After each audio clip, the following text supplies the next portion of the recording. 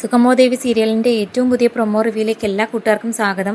ദേവികയുടെ വിഷമം കണ്ട് മനസ്സലിഞ്ഞിട്ടൊന്നും അല്ല നന്ദൻ ഫയൽ എടുത്തു കൊടുത്തത്. പകരം ഇസബലിനെയും ഡിവൈഎസ്പിയും ആ ഫയൽ തിരികെ കൊടുക്കാൻ പറഞ്ഞതിൻ്റെ പേരിൽ മാത്രമാണ് ആ ഫയൽ നന്ദൻ ദേവികയ്ക്കും സിദ്ധാർത്ഥൻ സാറിനും തിരികെ എടുത്തു കൊടുത്തത്. എന്നാൽ ഇത്രയധികം പ്രശ്നം ഉണ്ടായിട്ട് പോലും നന്ദൻ്റെ മനസ്സ് മാറിയില്ല. സ്വന്തം ഭാര്യ വിഷമിക്കുന്നത് കണ്ടിട്ട് പോലും യാതൊരു കൂസലും ഇല്ലെന്ന് തന്നെ പറയാം. എന്നാൽ ഇതൊരു പണിയായി മാറും. ഡിവൈഎസ്പിക്ക് തൻ്റെ ജോലി തന്നെ നഷ്ടപ്പെടാൻ കാരണമാകുമെന്ന് മനസ്സിലാക്കിയാണ് തിരികെ കൊടുക്കാൻ പറഞ്ഞത്. അത് ഇസബല്ലയ്ക്ക് ഒട്ടും ഇഷ്ടപ്പെട്ടിട്ടില്ല.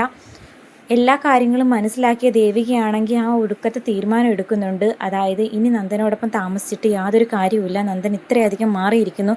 നന്ദൻ്റെ മാറ്റം ആദ്യമായിട്ട് ദേവികയോടായാലും അല്ലെങ്കിൽ ഫീൽ ചെയ്തത് നമ്മുടെ മുരളിക്ക് തന്നെയാണ്. കുട്ടിക്കാലം മുതലേ ഉള്ള ഉറ്റ സുഹൃത്തുക്കളാണ് മുരളിയും നന്ദനും.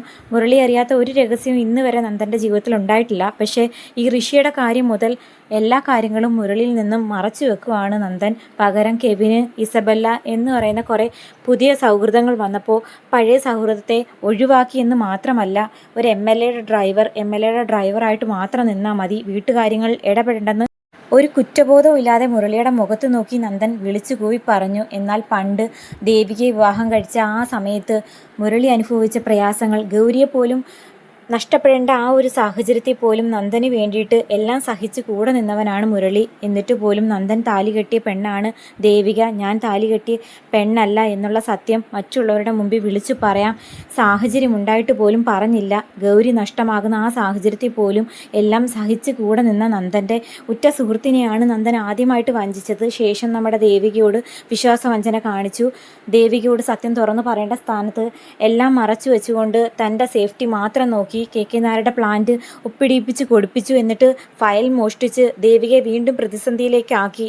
കരഞ്ഞ് കാല് പിടിച്ച് ചോദിച്ചിട്ട് പോലും ഫയൽ തിരികെ കൊടുത്തില്ലെന്ന് മാത്രമല്ല, ഒരു ഭാര്യ ഒരിക്കലും ഒരു ഭർത്താവിനെ കാണാൻ പാടില്ലാത്ത സാഹചര്യത്തിൽ ഒരു പെണ്ണുമായിട്ട് ഒറ്റയ്ക്ക് റൂം എടുത്ത് താമസിക്കുന്ന നന്ദനെ കണ്ട് കൂട്ടിക്കൊണ്ടുപോകാൻ വന്നിട്ട് പോലും കൂടെ ചെന്നില്ല. ആ ഒരു സാഹചര്യവും ദേവികയ്ക്ക് സഹിക്കാൻ പറ്റിയില്ല. പിന്നെ സിദ്ധാർത്ഥനെയും ഗിരീഷിനെയും എല്ലാവരെയും വേദനിപ്പിക്കുന്നതിനപ്പുറം എല്ലാ സത്യങ്ങളും തിരിച്ചറിയാവുന്ന പ്രഭാവതി എന്തിനും ഇതുവരെ നന്ദൻ്റെ കൂടെ നിന്ന പ്രഭാവതിയെ പോലും വേദനിപ്പിക്കാൻ തുടങ്ങിയിരിക്കുന്നു. ഈ സാഹചര്യത്തിൽ ദേവികയുടെ ആ ഒരു ഉറച്ച തീരുമാനത്തിന് മുമ്പിൽ സിദ്ധാർത്ഥൻ സാറ് പോലും ഒരക്ഷരം പറയാനാകാതെ അംഗീകരിച്ചു കൊടുക്കുവാണ്. എല്ലാം മനസ്സിലാക്കി ഇനിയൊന്നും പറയേണ്ട ആവശ്യമില്ലല്ലോ.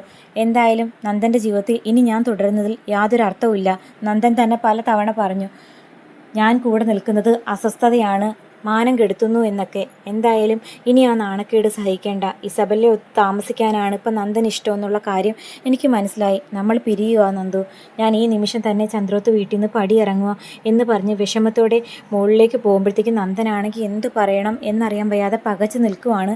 ദേവിക പിണങ്ങിപ്പോകുന്നതും അല്ലെങ്കിൽ ദേവിക ജീവിതത്തിൽ നിന്നും ഒഴിഞ്ഞു പോകുന്നതും നന്ദന് ചിന്തിക്കാൻ പോലും പറ്റില്ല.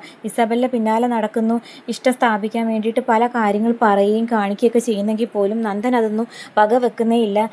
ഋഷിയെ കൊന്ന ആ ഒരു കൊലപാതക കുറ്റം മറച്ചു വെച്ചതിന് സഹായിച്ചതിൻ്റെ പേരിനുള്ള നന്ദിയാണ് പ്രകടിപ്പിച്ചുകൊണ്ടിരിക്കുന്നത്. എന്നാൽ അത് തൻ്റെ ജീവിതം തന്നെ ഹോമിക്കുന്ന ആ ഒരു ത്യാഗമായി മാറേണ്ടി വരുമെന്നുള്ള കാര്യം നന്ദൻ തിരിച്ചറിഞ്ഞിരുന്നില്ല. ഒന്നിനു പിറകെ ഒന്നായിട്ട് പ്രശ്നങ്ങൾ വരുന്നു. കൂടെ നിന്ന് ഉപദേശിച്ചു കൊടുക്കാൻ നല്ലൊരു സൗഹൃദവും ഇല്ല. മുമ്പാണെങ്കിൽ മുരളിയെങ്കിലും ഉണ്ടായിരുന്നു. ഇപ്പോൾ കൂടെ നിൽക്കുന്നവരെല്ലാം കുടുംബം തകർക്കാൻ വേണ്ടിയിട്ടാണ് ഓരോന്നും പറഞ്ഞു കൊടുക്കുന്നത്. അതൊന്നും മനസ്സിലാക്കാതെ അതിനനുസരിച്ച് പ്രവർത്തിച്ചു പോയതിന് നന്ദന് നല്ല തിരിച്ചടി തന്നെ ദേവിക കൊടുക്കുന്നുണ്ട്. സാധനങ്ങളെല്ലാം വാരി പാക്ക് ചെയ്ത് സങ്കടത്തോടെ പെട്ടിയായിട്ട് ഇറങ്ങി വരുന്ന ദേവിയെ കണ്ടിട്ട് പ്രഭാവതിയും നന്ദനും ആകെ വിഷമിച്ച് നിൽക്കുമ്പോൾ പ്രഭാവതി പറയുന്നുണ്ട്, മോളെ നീ പോകരുത്, ഒരിക്കലും നന്ദു നിന്നെ ചതിച്ചിട്ടില്ല, പോകരുത്. സിദ്ധു ദേവിക മോളോടൊന്ന് പറ, മോള് പോകരുതെന്ന്. അവളുടെ ഭർത്താവ് അവളെ ചതിച്ചു.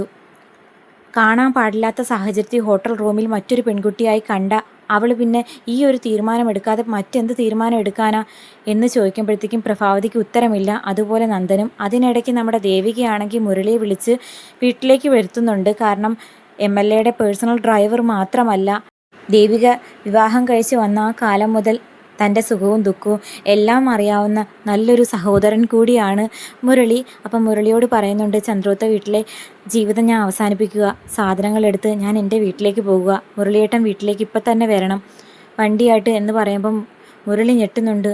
അങ്ങനൊരു തീരുമാനം എടുക്കേണ്ടി വന്നു മുരളിയേട്ട.